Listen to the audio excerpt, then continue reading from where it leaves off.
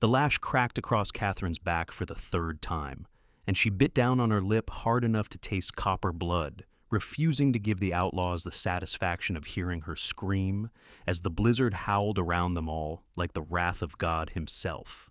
It was December of 1881, and Catherine Evans had been traveling from San Antonio to her uncle's ranch near the border when the storm had rolled in from the north, one of those rare Texas blizzards that turned the world into a whirling wall of white. She had been riding in a coach with two other passengers when the outlaws had stopped them on the road, their faces covered with bandanas, their guns drawn, and their intentions clear from the start.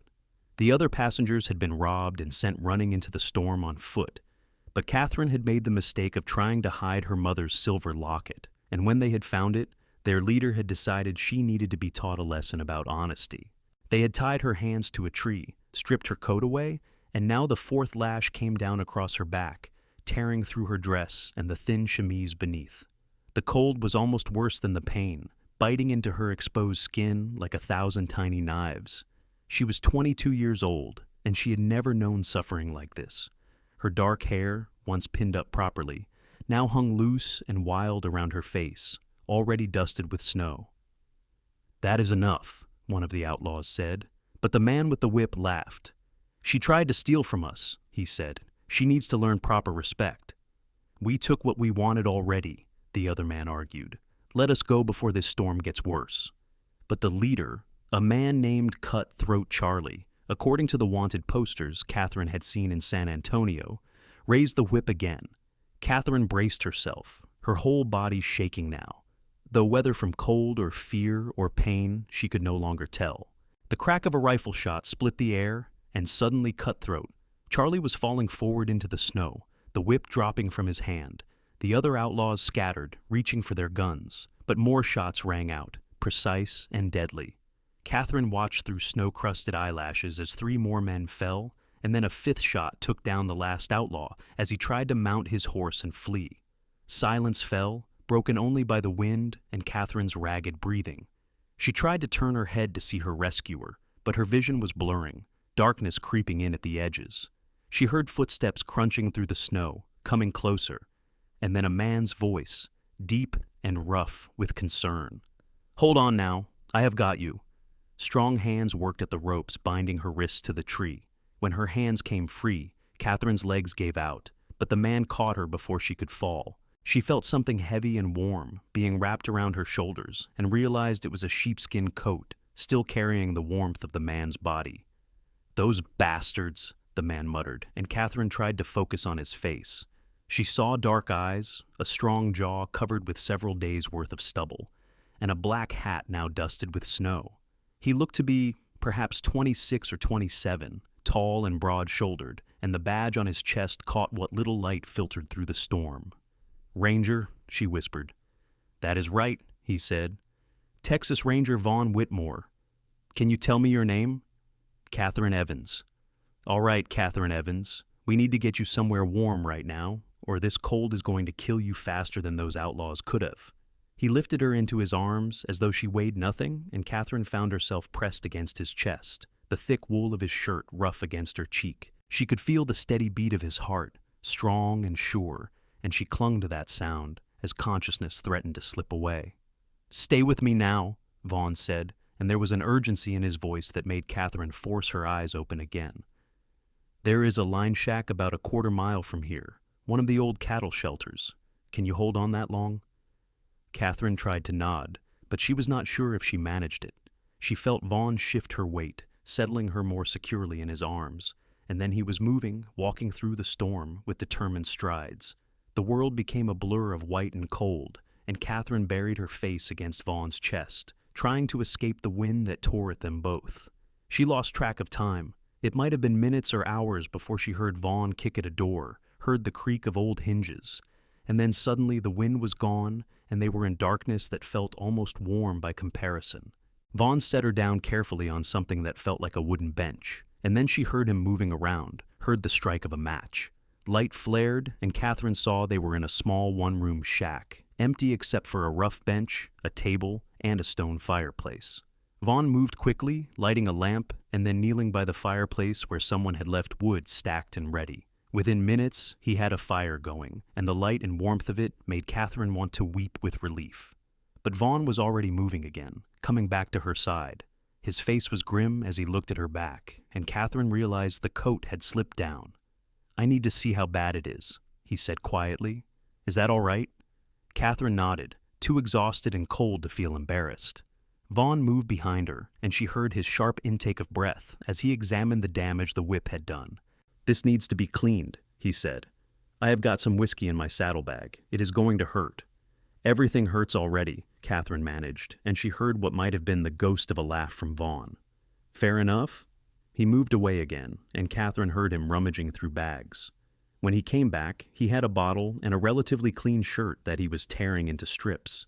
He knelt behind her again, and Catherine braced herself. "Ready?" he asked. "No," she said honestly. "Good answer." The whiskey burned like liquid fire across her torn back, and this time, Catherine could not hold back a cry. Vaughn's hand came to rest on her shoulder, steadying her, and his voice was low and soothing. I know it hurts, but I have to make sure it is clean, or infection will set in." Catherine bit down on her lip again and endured. Vaughn worked as quickly and gently as he could, cleaning each wound thoroughly before binding her back with the makeshift bandages. When he was done, he carefully pulled the coat back up around her shoulders and came around to face her. "You did well," he said, and there was genuine admiration in his eyes. "Most men I know would have been crying like babies through that." "I might still cry," Catherine admitted, and this time Vaughn did smile, though it was a small, tired thing. That would be fair, too. He moved to the fire and began setting up a makeshift camp.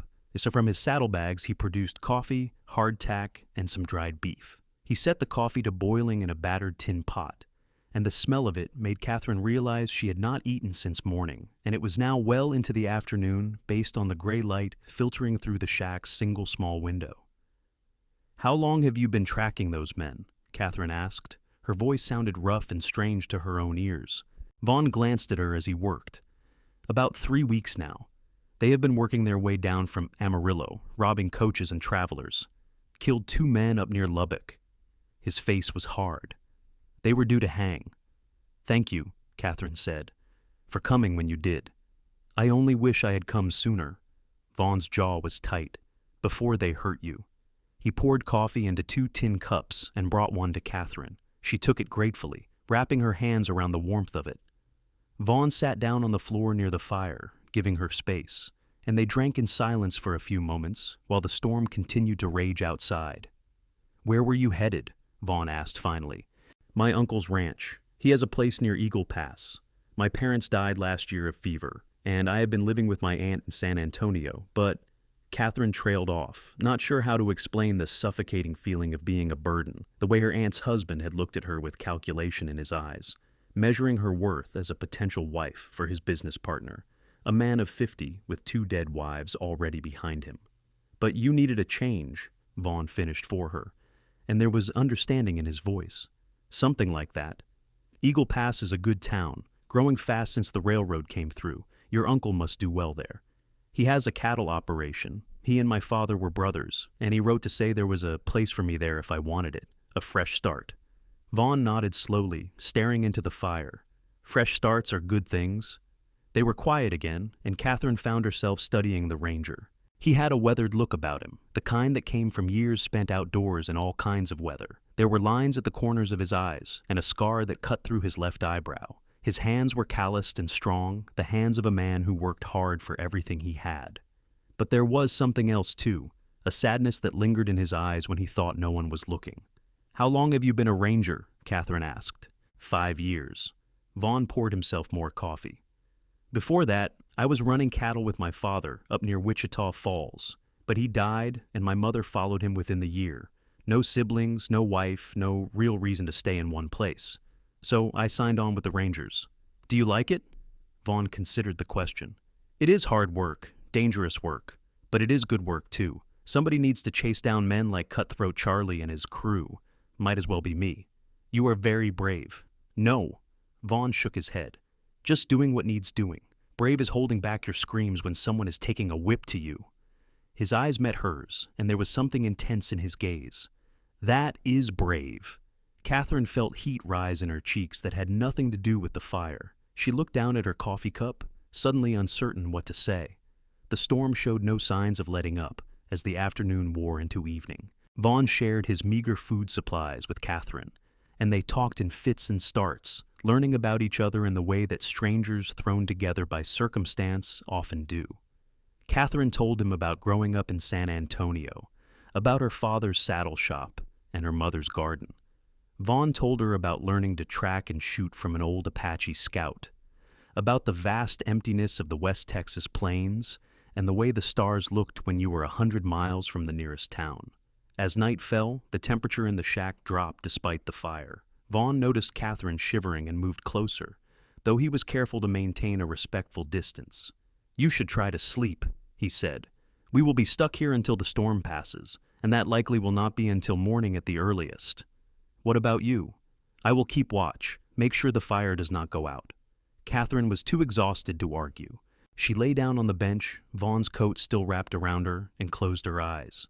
But sleep did not come easily.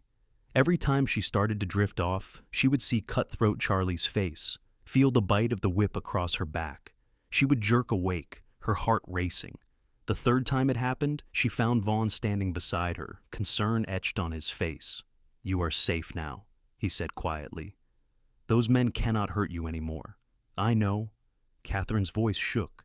"I know that in my head, but my body does not seem to understand." Vaughn hesitated, then very carefully sat down on the floor next to the bench, close enough that Catherine could see him clearly in the firelight. "When I was new to the Rangers," he said, "I was in a shootout with some cattle rustlers up near the Red River. Got hit in the shoulder."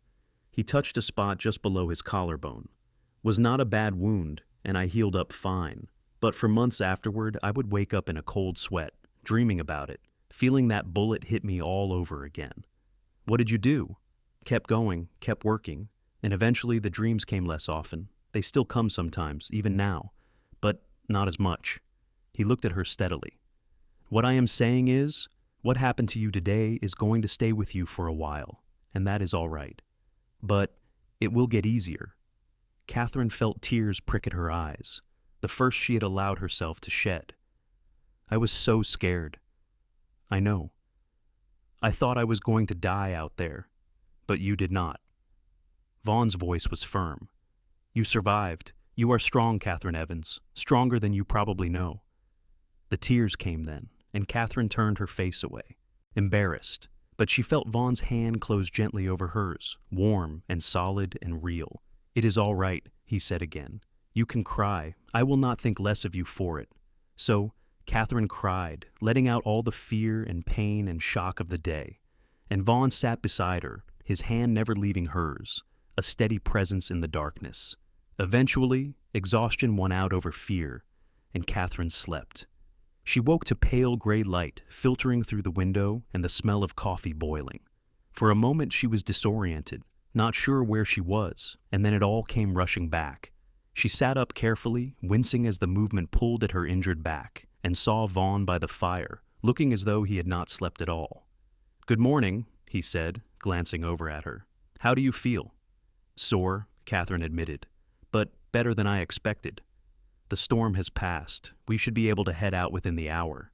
Catherine stood slowly, testing her strength. She was shaky but functional. Vaughn brought her coffee and the last of the hardtack, and they ate a quick breakfast while he explained the plan.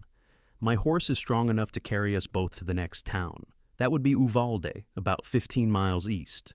There is a doctor there who can take a proper look at your back, and we can arrange for you to get the rest of the way to Eagle Pass safely." "What about those men?" Catherine gestured outside, where the bodies of the outlaws lay somewhere under the snow. "I will come back for them once you are safe. Need to take them in to collect the bounty and file the reports." Vaughn's face was matter of fact. Part of the job. They set out shortly after, Vaughn leading his horse, a sturdy roan gelding, through snow that came up past their ankles. Catherine was still wearing Vaughn's coat, and he had given her his spare shirt to wear as well, since her dress was torn and blood-stained. He kept his coat collar turned up against the cold, but he never complained.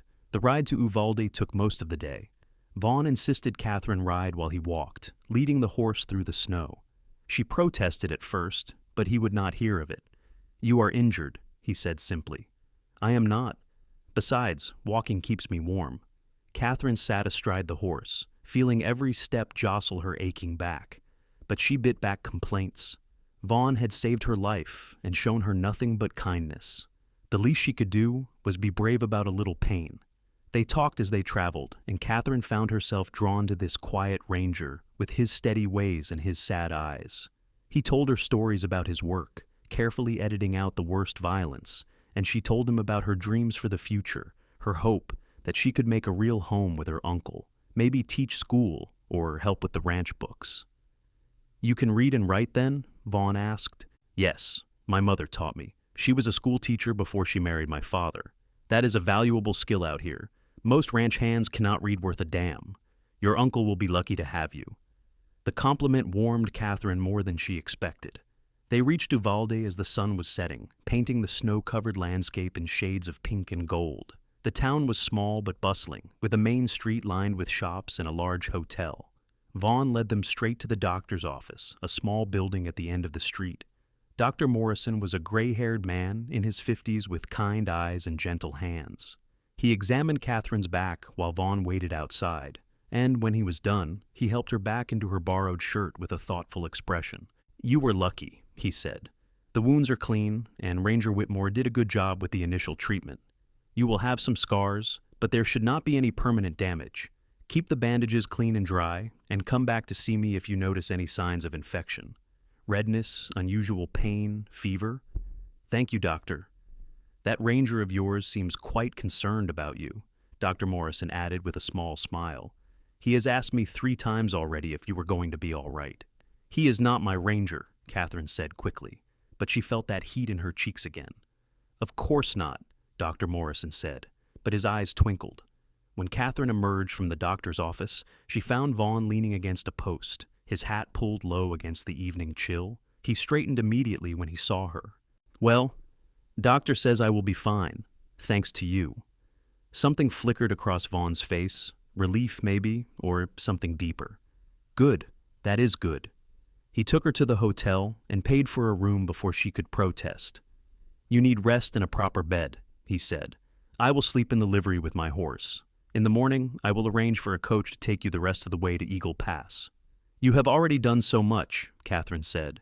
"I cannot ask you to pay for my lodging too." "You are not asking, I am offering." Vaughn's tone left no room for argument. "Besides, those outlaws had a considerable bounty on their heads. I can afford to be generous." Catherine wanted to argue, but she was too tired and sore to put up much of a fight. She let Vaughn escort her to her room, and at the door, she turned to face him. "Thank you," she said, "for everything. You saved my life, Vaughn Whitmore." Vaughn looked down at her, and in the lamplight of the hallway, his dark eyes were warm. "Any decent man would have done the same." "Maybe, but you were the one who was actually there." She reached up and touched his cheek, meaning it as a gesture of gratitude, nothing more. But the moment her fingers made contact with his stubbled jaw, something changed. The air between them seemed to thicken, and Vaughn's hand came up to cover hers, holding it against his face. "Catherine," he said, and her name on his lips sounded like a prayer. Then he was pulling away, gently removing her hand from his face, stepping back. "You should rest," he said, his voice rough. "Long day tomorrow." He was gone before Catherine could respond, his footsteps echoing down the hallway. She stood in her doorway for a long moment, her hand still tingling from where it had touched his skin, before finally going inside and closing the door. Sleep was a long time coming that night. Catherine woke the next morning, feeling both better and worse. Her back still ached, but the night in a real bed had done wonders for the rest of her.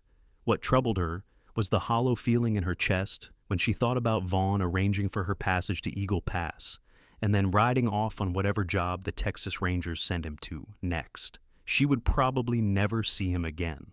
The thought bothered her more than it should have. She dressed carefully in the new clothes Vaughn must have purchased for her while she slept, a simple brown traveling dress that fit reasonably well. Someone had laundered his coat and shirt and left them folded on a chair, and Catherine buried her face in the coat for just a moment, breathing in the scent of leather and wood smoke and something uniquely Vaughn. Then she straightened, squared her shoulders, and went downstairs to face whatever came next. She found Vaughn in the hotel dining room, eating breakfast and looking over some papers. He stood when he saw her, and Catherine noticed the dark circles under his eyes. He had not slept much, if at all. "Good morning," he said. "I hope the room was comfortable." "Very much so. Thank you." Catherine gestured to the clothes. "And thank you for these as well. The general store owner's wife helped me pick them out. I am not exactly an expert on women's clothing." A hint of a smile played at his lips. They sat down to breakfast, and it should have been easy and comfortable like their conversations the day before. But something had shifted between them, some tension that neither of them seemed willing to address. They made small talk about the weather and the town, carefully avoiding anything personal. Finally, as they were finishing their coffee, Vaughn said, "The stagecoach to Eagle Pass leaves at 10. I have purchased your ticket. You have done too much already." "It is no trouble." Catherine set down her cup with more force than she intended. "Vaughn, please. You have saved my life, tended my wounds, paid for my lodging and my clothes, and now my passage.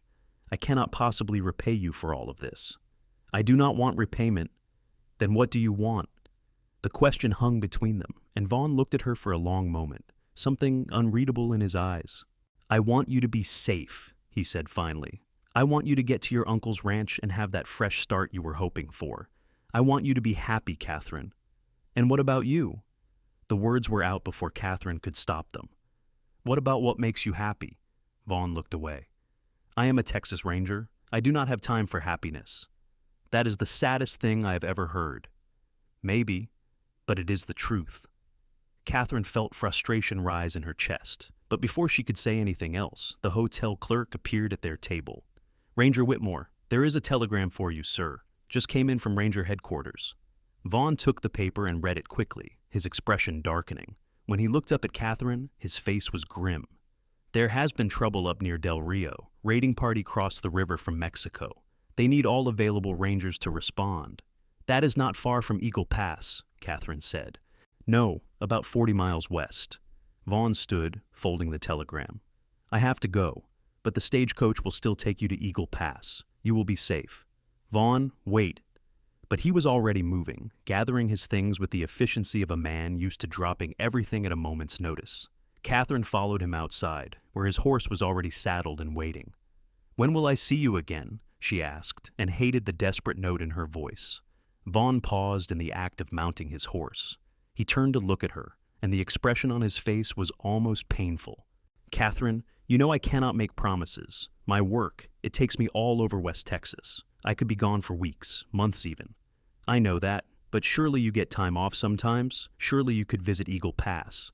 "I could," Vaughn admitted. "But is that fair to you, to wait for a man who might not come back from his next assignment, who might end up buried in some unmarked grave on the plains? Should that not be my choice to make?" Vaughn climbed onto his horse, looking down at her. "You have been through a terrible ordeal. You are grateful to me for helping you.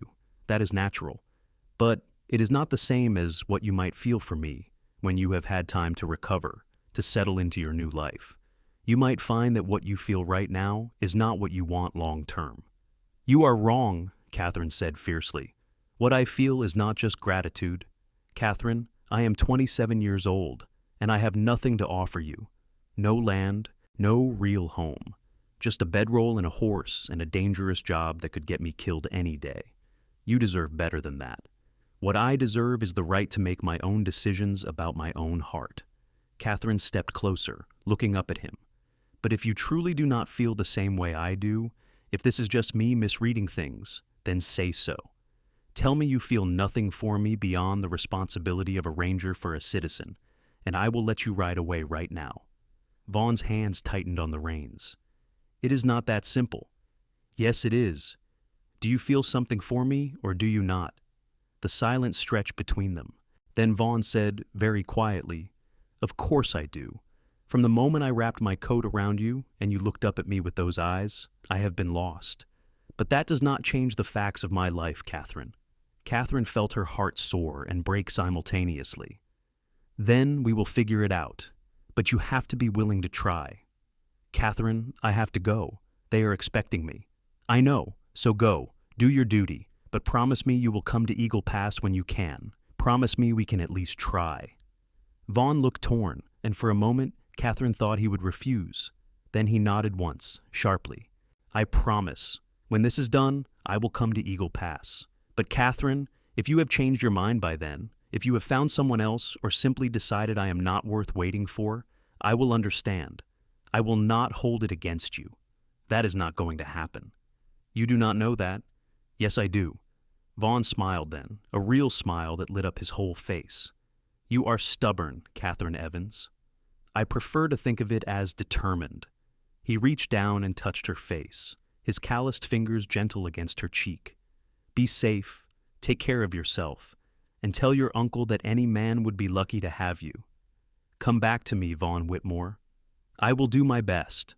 Then he was spurring his horse forward, riding out of town at a gallop. Catherine stood in the street and watched him go until he was nothing but a speck on the horizon, and even then she kept watching. The stagecoach ride to Eagle Pass was uneventful, which Catherine was grateful for. She spent the journey staring out the window at the passing landscape, thinking about Vaughn and wondering if she had just made a terrible mistake by asking him to come find her. What if he was right? What if these feelings were just an emotional response to trauma, and they would fade once she settled into her new life? But in her heart, she did not believe that. She had never felt anything like this before, this pull toward another person. It was more than gratitude, more than simple attraction. When she thought about Vaughn, she felt safe and challenged and excited all at once.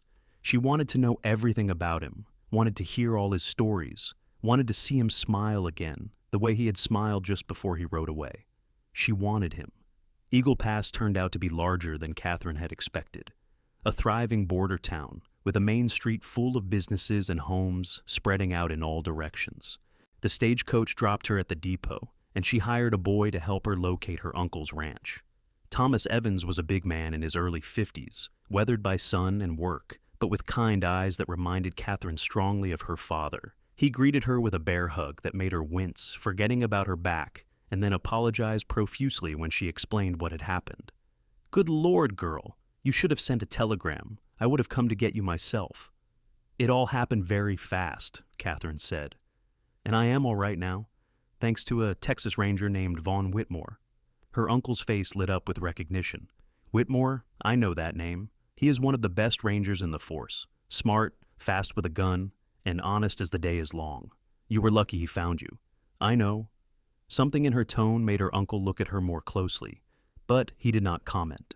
Instead, he loaded her meager belongings into his wagon and drove her out to his ranch, keeping up a steady stream of conversation about the land, the cattle, and the growing prosperity of Eagle Pass.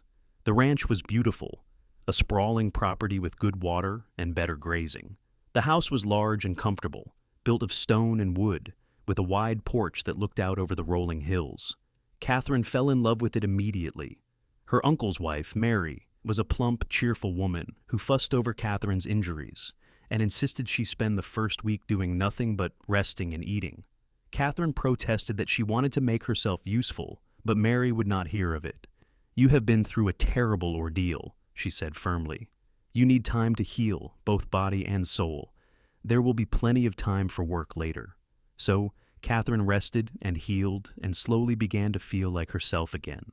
Her back improved day by day, the wounds scabbing over and then fading to pink scars. The nightmares came less frequently. She began to help around the house, and Mary taught her to cook proper ranch meals, food that would stick to a working man's ribs.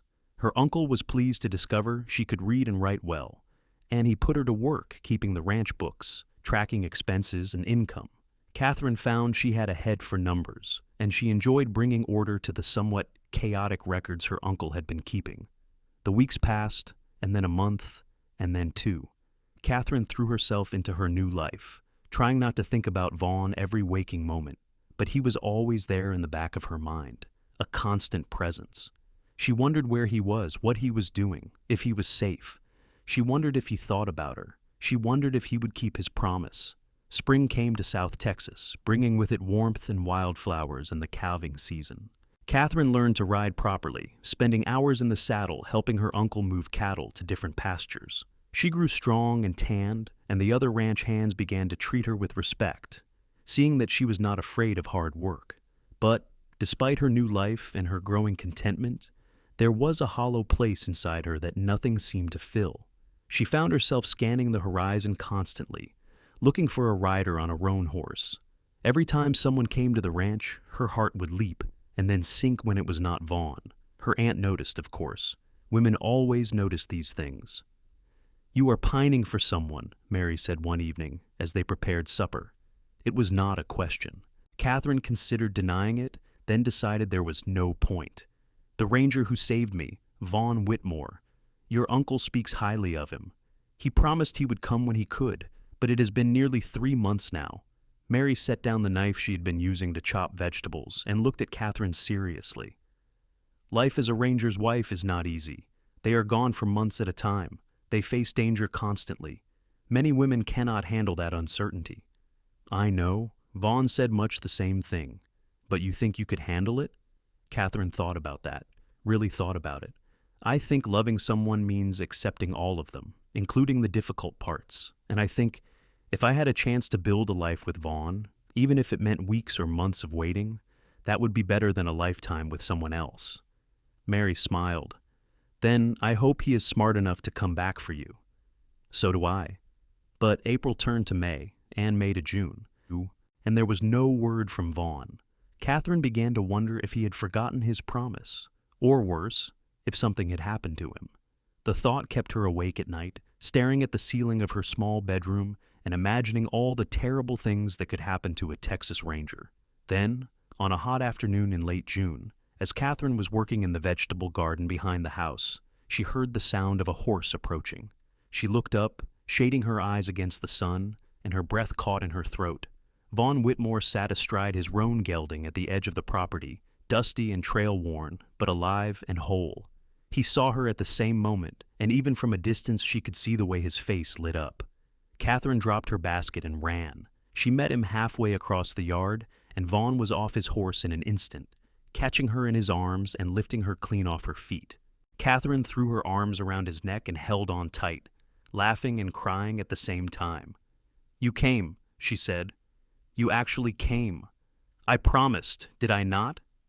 Vaughn set her down, but did not let her go, his hands on her waist, his eyes searching her face. "I am sorry it took so long. The situation in Del Rio turned into a whole mess that spanned 3 counties, and then I had to file reports and testify at a trial, and the bureaucracy just kept piling up. I do not care. You are here now." "I am here. The question is, do you still want me to be?" Catherine pulled back just enough to look at him properly. He looked thinner than she remembered, with new lines around his eyes and what might have been a fresh scar on his neck. But he was still the man who had saved her life, who had held her hand in the darkness, who had promised to come back. "I have thought about you every single day since you left," she said. "I have scanned every horizon hoping to see you. I have dreamed about you. So, yes, Vaughn Whitmore, I still want you here." The smile that spread across his face was like the sun coming out from behind clouds. Thank God for that. Then he was kissing her, and Catherine was kissing him back, and it was everything she had imagined and more. His lips were warm and firm, his arms strong around her, and she felt safe and desired and completely alive all at once. When they finally broke apart, both of them breathing hard, Catherine laughed. "What are my aunt and uncle going to think? I just ran across the yard and threw myself at a strange man. I do not think I count as strange anymore, given that I saved your life." Vaughn grinned. "But maybe I should come introduce myself properly all the same." Thomas and Mary Evans welcomed Vaughn warmly, and over dinner that night, Catherine watched as Vaughn charmed them both with his quiet manners and honest answers to their questions. Her uncle asked about ranger work, and Vaughn did not sugarcoat the dangers, but also talked about the satisfaction of bringing criminals to justice. Her aunt asked about his family, and Vaughn spoke candidly about losing his parents and his solitary life. "So, what are your intentions toward my niece?" Thomas asked finally, and Catherine wanted to sink through the floor with embarrassment. But Vaughn did not look uncomfortable at all. He looked Thomas straight in the eye and said, "I would like to court her properly, sir, with your permission. I know my lifestyle is not ideal, but I can promise you I will never let her want for anything, and I will keep her safe to the best of my ability." "Catherine is a grown woman," Thomas said. "The decision is hers to make, But if she chooses you, you will have my blessing."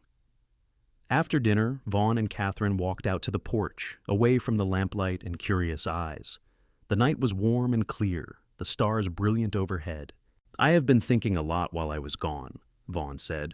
"About you, about my work, about what kind of life I want to have." "And what did you decide?" "I decided that I have been using my job as an excuse. I have been telling myself that I could not have a home or a family because of the dangers of being a ranger. But the truth is, I was afraid. Afraid to let myself want those things. Afraid to open myself up to the kind of pain I felt when I lost my parents." Catherine took his hand.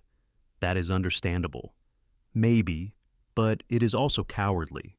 And when I met you, when I saw how brave you were in the face of real suffering, I realized I was wasting my life being afraid." He turned to face her fully. "I do not know what the future holds. I do not know how long I will stay with the Rangers or where we might end up. But I do know that I love you, Catherine Evans. I have loved you since that first day, when you refused to cry out, even though I know the pain was terrible. And if you will have me, I want to build a life with you." Catherine felt tears pricking at her eyes, but these were happy tears. "I love you too. I think I started falling in love with you the moment you wrapped your coat around me and told me you had me."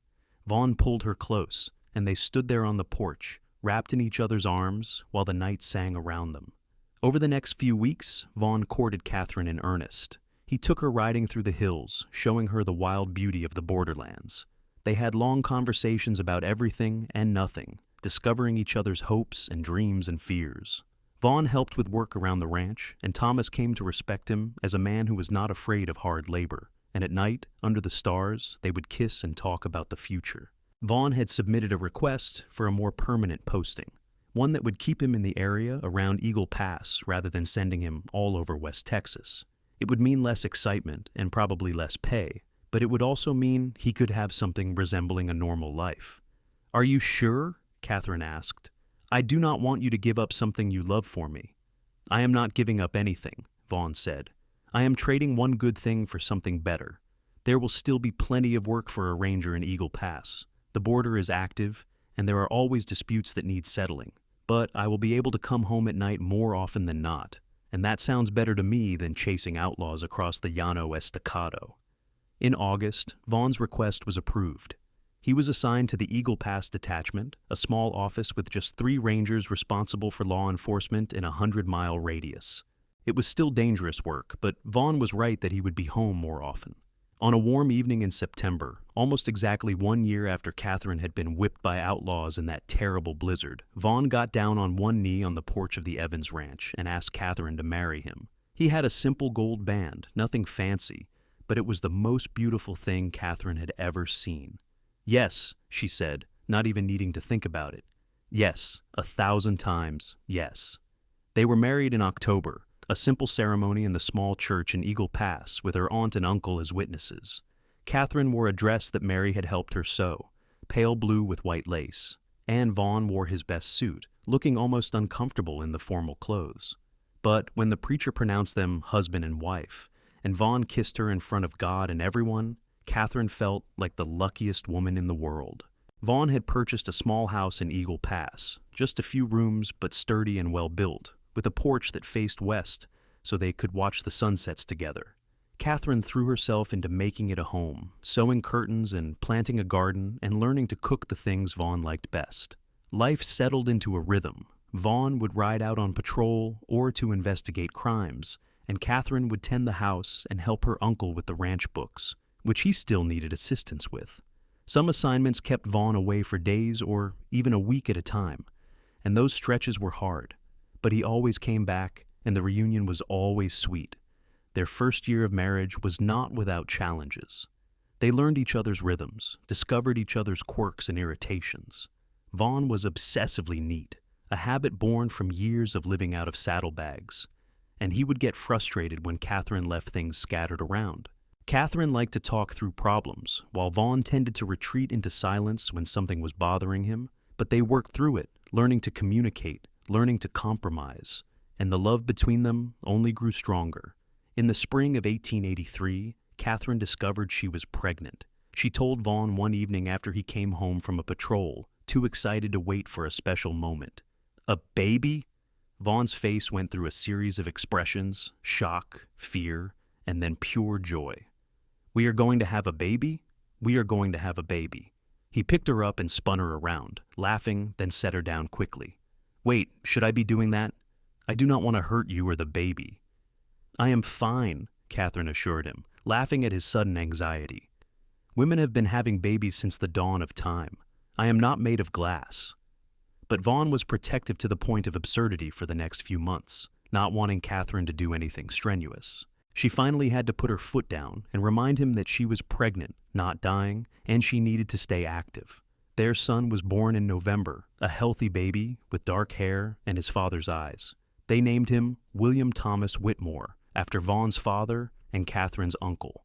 Vaughn held his son for the first time with shaking hands, staring down at the tiny face with an expression of absolute wonder. "He is perfect," he whispered. "He is," Catherine agreed, exhausted but happy. Parenthood changed them both. Vaughn became even more careful about the risks he took, knowing he had a family depending on him to come home. And Catherine discovered reserves of strength she had not known she possessed, managing the household and caring for an infant while still helping her uncle with the ranch. But they were happy. Deeply, profoundly happy. William was a year old when Vaughn came home one evening with news. "They have asked me to take over as the lead ranger for the Eagle Pass detachment," he said. "It would mean more administrative work, less time in the field, and a bit more money." "What do you want to do?" Catherine asked. Vaughn looked at William, who was playing with wooden blocks on the floor, and then at Catherine. "I want to take it. I am 31 years old, and I have been getting shot at for 7 years now. I think it is time to let the younger rangers do more of the dangerous work." So Vaughn became the senior ranger in Eagle Pass, and their life became a bit easier. He was home most nights now, and the extra money meant they could add on to the house, giving William his own room and creating a small office where Vaughn could work on reports and Catherine could help him with the endless paperwork. The years passed in a blur of happiness. William grew into a bright, curious boy who loved horses and wanted to be a ranger just like his father. In 1886, Catherine gave birth to a daughter, Clara, who had her mother's dark hair and stubborn streak. 2 years after that came another boy, Samuel, who was quieter than his siblings, but no less loved. Vaughn proved to be a wonderful father, patient and kind, teaching his children to ride and to respect the land and the people around them. Catherine watched him with their children and fell in love with him all over again every single day. Life was not always easy. There were lean years when the cattle prices fell, and times when Vaughn was injured in the line of duty, once badly enough that Catherine spent 3 days at his bedside, praying he would survive. There were childhood illnesses and property disputes and all the million small challenges that came with building a life in the harsh borderlands of Texas. But through it all, they had each other. They had. In 1890, when Catherine was 31 and Vaughn was 36, they sat on their porch one evening after putting the children to bed. William was 7 now, Clara was 4, and Samuel was 2. The house they had built together was full of laughter and love, and Catherine could hardly remember the frightened girl she had been when Vaughn had first wrapped his coat around her. "Do you ever regret it?" she asked quietly. "Giving up your old life for this?" Vaughn looked at her, surprised. "Not for a single moment, do you?" "Never, but I know you loved being a ranger, out on the frontier, chasing down outlaws." "I loved it," Vaughn agreed, "but I love this more. Coming home every night to you and the children, watching them grow, building something that will last." He took her hand. "You gave me a life I did not even know I wanted, Catherine, and I will be grateful for that every day until I die. I fell in love with you the day you saved me," Catherine said, "but I fall in love with you again every single day."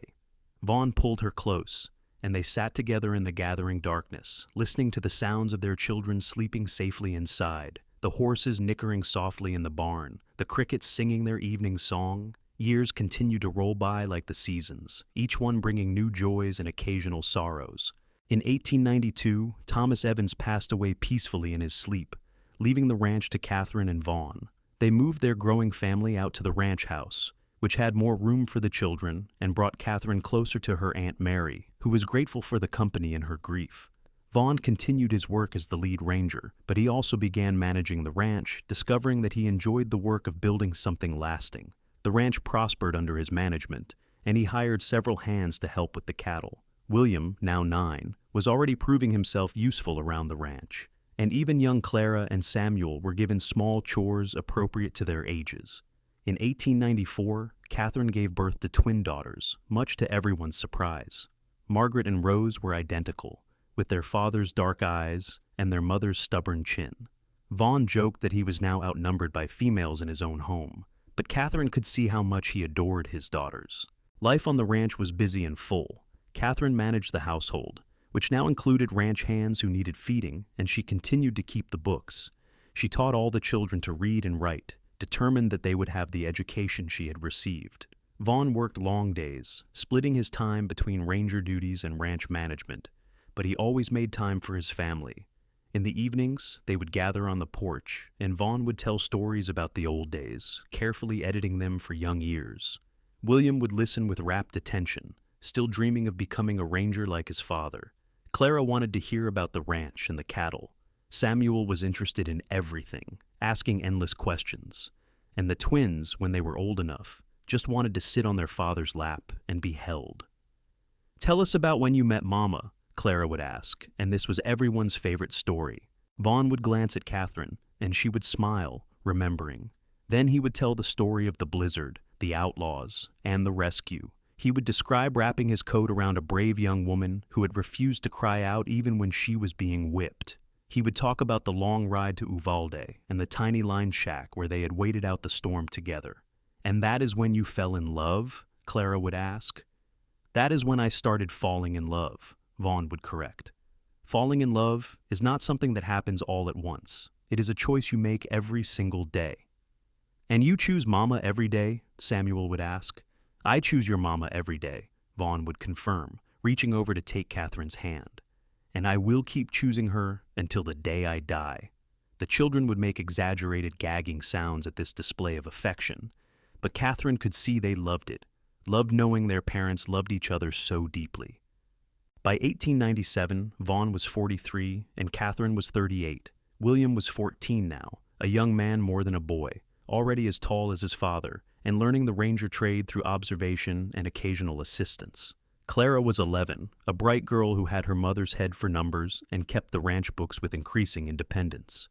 Samuel was 9, quiet and thoughtful, happiest when he was working with the horses. And the twins, Margaret and Rose, were 3 identical whirlwinds of energy and mischief.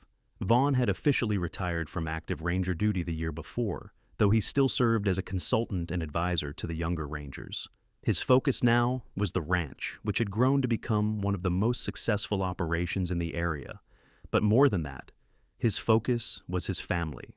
On a warm evening in June, Vaughn and Catherine took a rare moment alone, riding out to a hilltop on the ranch property where they could see for miles in every direction. They sat on a blanket and watched the sun set, painting the sky in brilliant shades of orange and pink and purple. "Do you remember that line shack?" Catherine asked. "Where we waited out the blizzard." "I think about it all the time," Vaughn said. "That was the night I knew my life was going to change." "Mine too." Catherine leaned against him.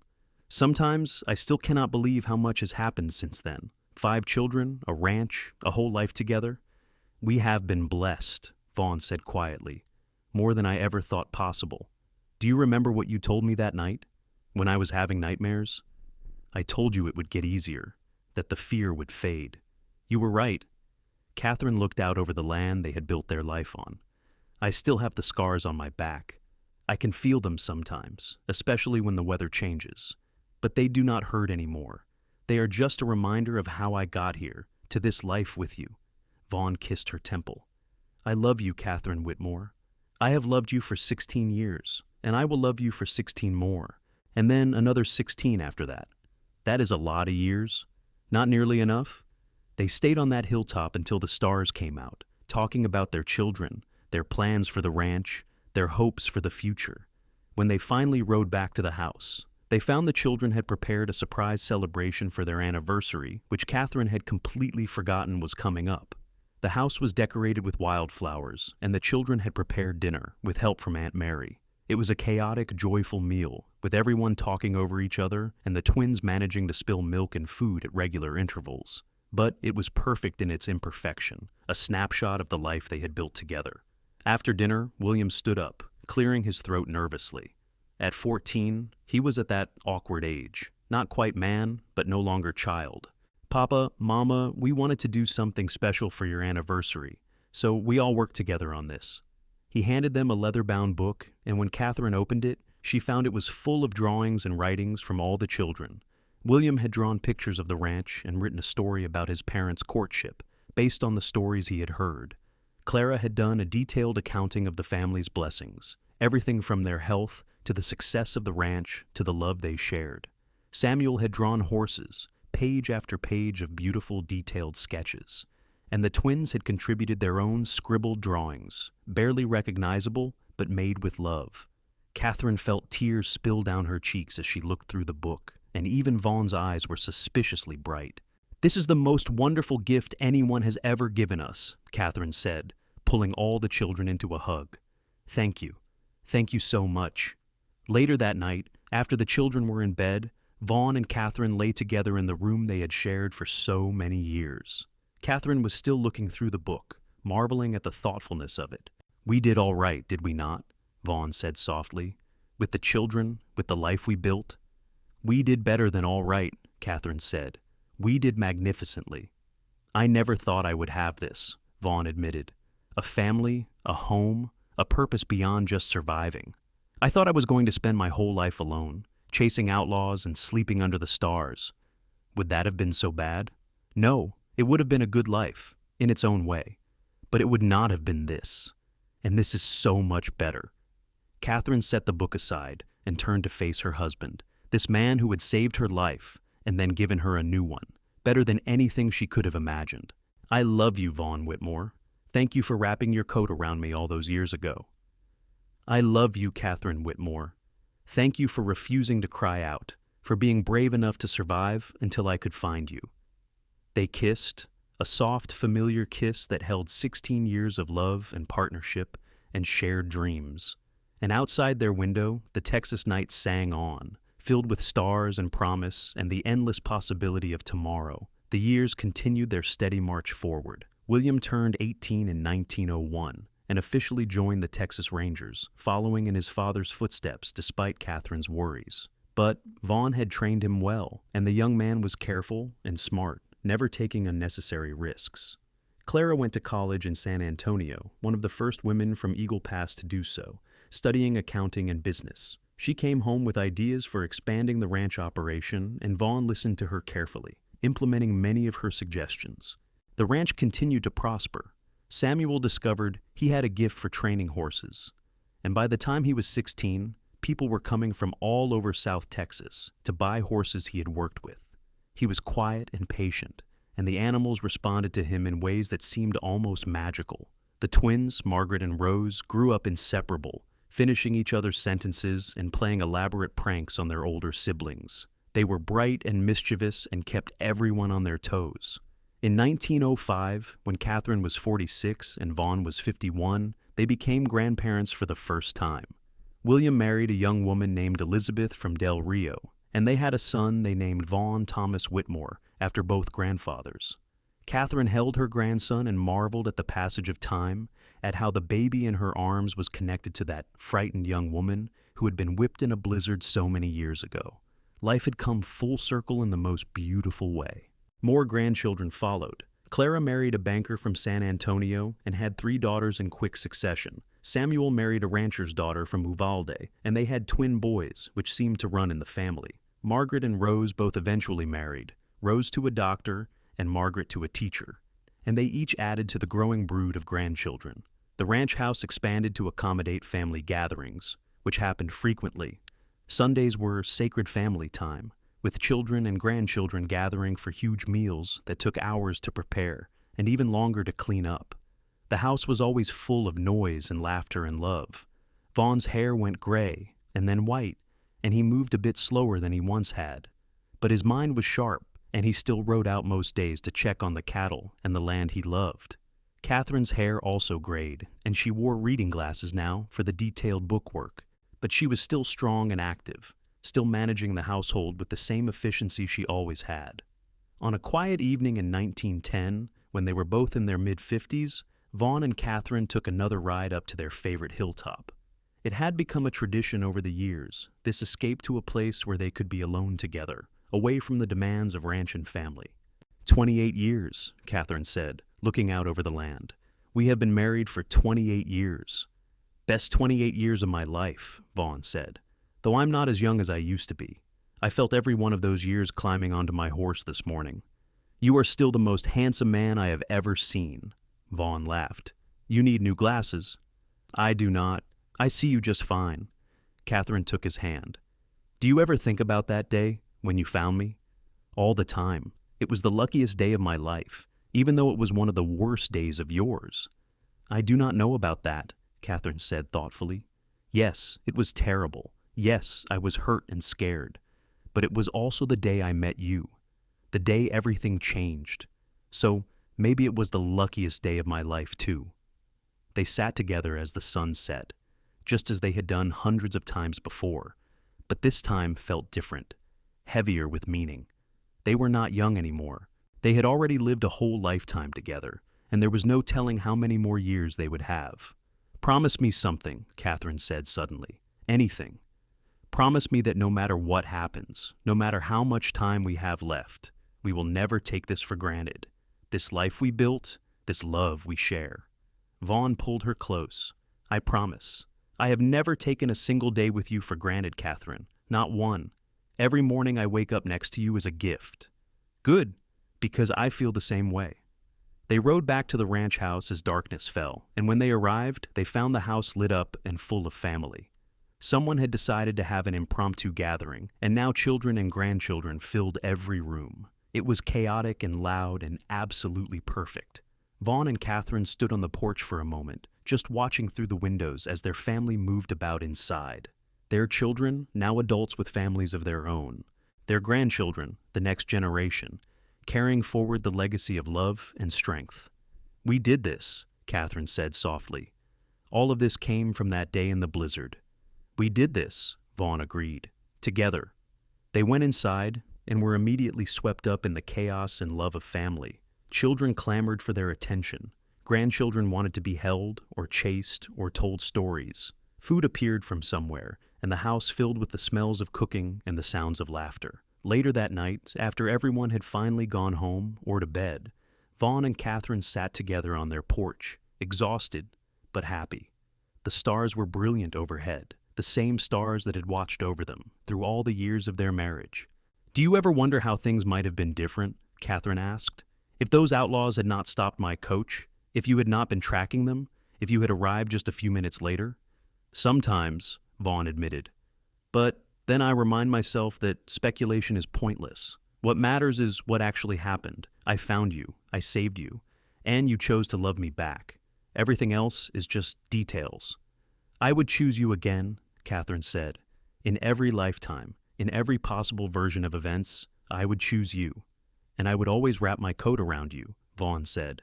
Always protect you, always love you. They sat together until late into the night, two people who had found each other in the midst of violence and cold, who had built something warm and lasting from that terrible beginning. They had faced hardships and loss and challenges, but they had faced them together, and that had made all the difference. The years that followed were good ones. The ranch continued to thrive, now run by William and Clara working together, with input from Samuel on the horse breeding side. Vaughn officially retired, though he still offered advice when asked. Catherine stepped back from the daily bookkeeping, but stayed involved in major decisions. They spent their time with grandchildren, telling stories and passing on family history. They traveled a bit, taking a trip to San Antonio and even once to Houston to see the modern city that was growing there. But they always came back to the ranch, to the land and the life they had built. In 1915, the world was changing rapidly. The automobile was becoming common, and there was talk of war in Europe. But on the ranch near Eagle Pass, life continued much as it always had. Cattle needed tending, horses needed training, and family needed love and attention. Vaughn was 61 now, his hair white, his face deeply lined by sun and years. But he was still strong, still sharp, still the man Catherine had fallen in love with. Catherine was 56, her own hair silver, her hands showing the effects of decades of work. But her eyes were still bright, and her love for Vaughn had only grown deeper with time. On a December evening, almost exactly 34 years after that terrible blizzard, Vaughn and Catherine sat on their porch wrapped in blankets against the cold. It was rare for Eagle Pass to get truly cold, but tonight was one of those nights. "Do you remember the coat?" Catherine asked suddenly. "What coat?" "The coat you wrapped around me, your sheepskin coat. I wonder whatever happened to it." Vaughn smiled. "I still have it. It is in the trunk in our bedroom, along with your mother's silver locket that I got back from the Outlaws' saddlebags." Catherine turned to look at him in surprise. "You kept it all these years?" "Of course I did. That coat saved your life, or at least it helped. I could not just throw it away." "Can I see it?" Vaughn got up and went inside, returning a few minutes later with an old sheepskin coat that showed its age. Catherine took it in her hands, running her fingers over the worn leather. It smelled of cedar from the trunk, but underneath she could still detect the faint scent of leather and smoke that she remembered from that day. "I was so cold," she said softly, "and so scared. And then you put this around me, and suddenly I knew I was going to be all right, because someone cared enough to save me." "You were worth saving," Vaughn said. "You were worth everything." Catherine wrapped the coat around her shoulders, just as Vaughn had done all those years ago. It was too big, just as it had been then, but it was warm and heavy and full of memories. "Thank you," she said, "for saving me, for loving me, for giving me this beautiful life." "Thank you for being brave enough to survive until I could find you," Vaughn replied.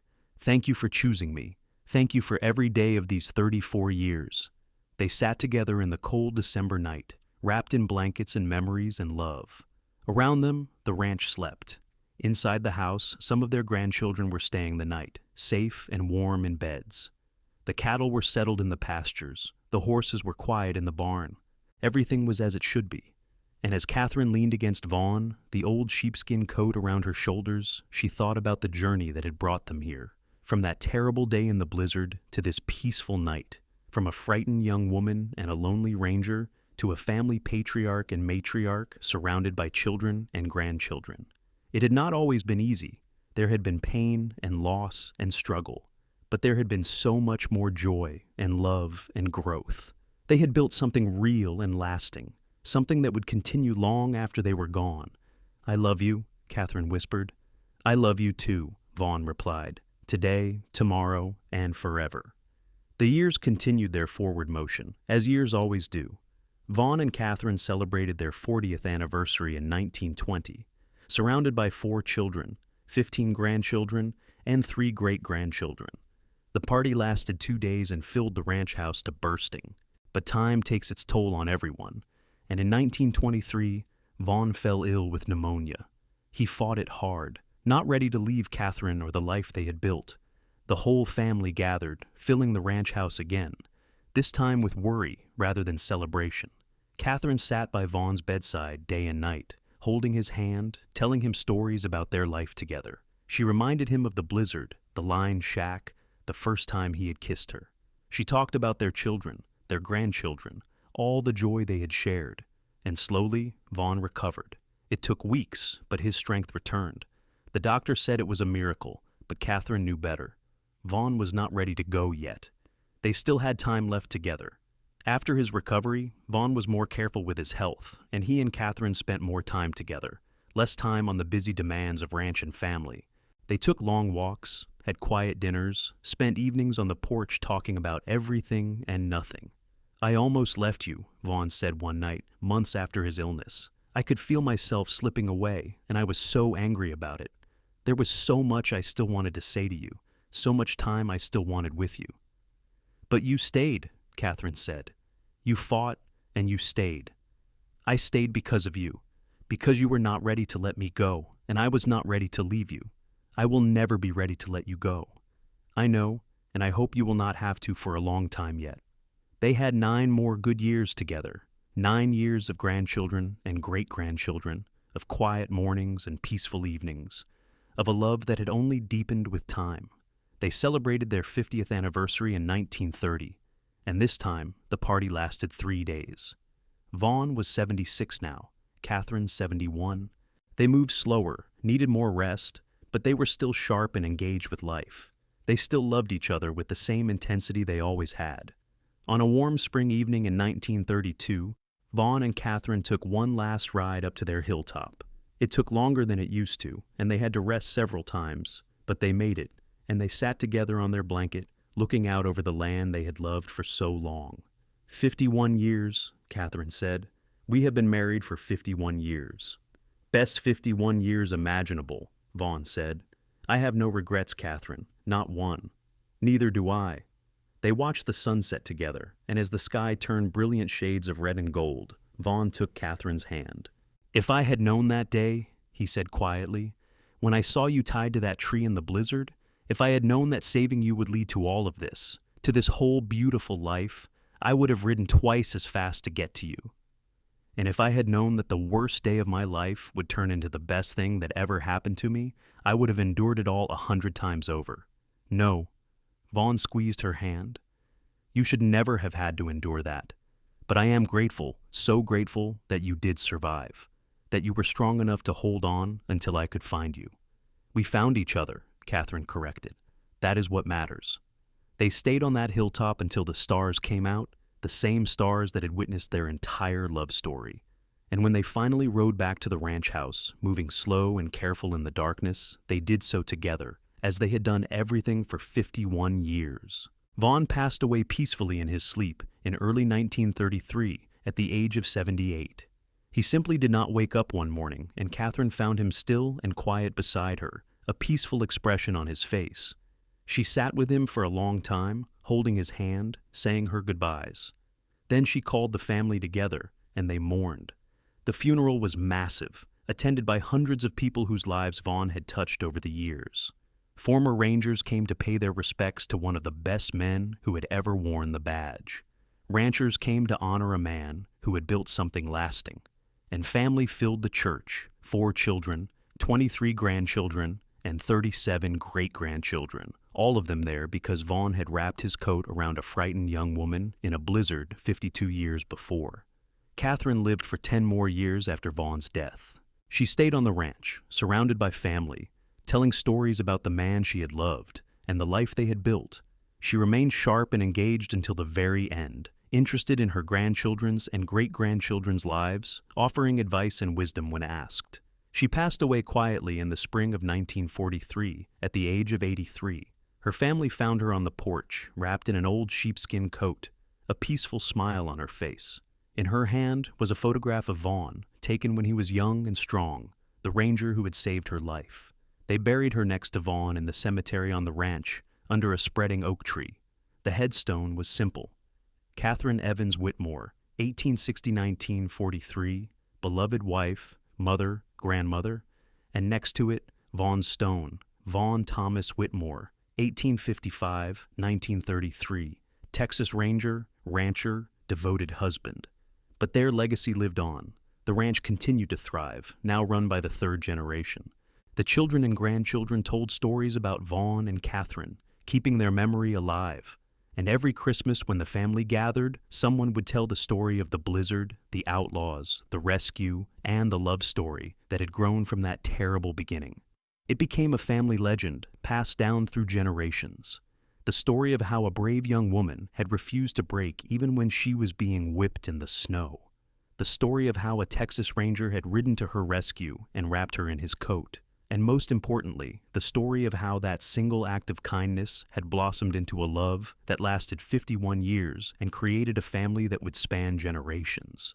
Because in the end, that was what mattered. Not the violence or the pain, but the love that had grown from it. Not the hardship, but the joy that had followed. Not the fear, but the courage to open their hearts to each other and build something beautiful together. Vaughn and Catherine's love story became a touchstone for their descendants. A reminder that even in the darkest moments, hope can be found, that even when things seem impossible, love can prevail, that the choices we make in critical moments can echo through time, creating ripples that reach far beyond anything we can imagine. And somewhere, in whatever comes after this life, Vaughn and Catherine are together still, walking hand in hand through endless fields under brilliant stars. their love as strong and true as it was the day he wrapped his coat around her in a blizzard and promised her she would be all right. Because some loves are not just for one lifetime, some loves are forever.